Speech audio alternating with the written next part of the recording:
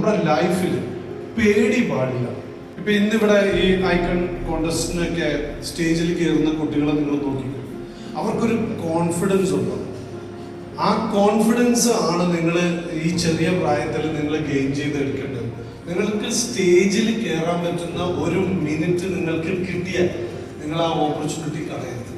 സ്കൂളിൽ മത്സരങ്ങൾ നടക്കുമ്പോൾ തോറ്റാലും ശരി ജയിച്ചാലും ശരി കൂവല് കിട്ടിയാലും ശരി നമ്മൾ പോയി സംസാരിച്ചിരിക്കും, നമ്മൾ പാടിയിരിക്കും, നമ്മൾ മിമിക്രിയോ മോണാക്ടോ ഫാൻസി ഡ്രസ്സോ എന്തെങ്കിലുമൊക്കെ നമ്മൾ കാണിക്കും. ആ സ്റ്റേജിൽ കയറാനുള്ള ഒരു കരുത്ത് മക്കൾ ഈ സ്കൂൾ ടൈമിൽ തന്നെ പിടിച്ചു കിട്ടും. അത് നിങ്ങളുടെ ലൈഫിൽ ഭയങ്കരമായിട്ടും നിങ്ങളെ സപ്പോർട്ട് ചെയ്യുക.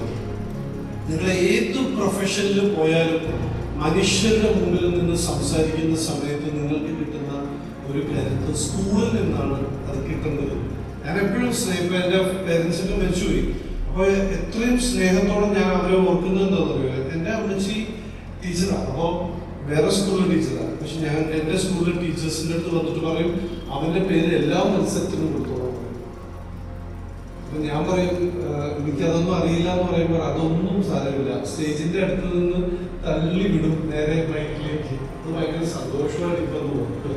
കാരണം ആ സമയങ്ങളിൽ കിട്ടിയ കോൺഫിഡൻസ് ആണ്. ഞാനിപ്പോ ഇന്ന് ലോകത്തിന്റെ എവിടെ പോയാലും ഏത് പ്രൊജക്ട് ചെയ്താലും എത്ര വലിയ പ്രഗത്ഭരുടെ മുമ്പിൽ സംസാരിക്കാൻ കിട്ടിയാലും ലാംഗ്വേജിന്റെ കപ്പാസിറ്റിയും സംസാരിക്കുന്ന കാര്യങ്ങളിലുള്ള നമ്മുടെ കോൺഫിഡൻസും നമ്മുടെ അറിവും ഇതെല്ലാം നമുക്ക് ആർജിക്കുന്ന ഏറ്റവും ബെസ്റ്റ് പ്രായമാണ് നിങ്ങളുടെ ഈ സ്കൂൾ ടൈം.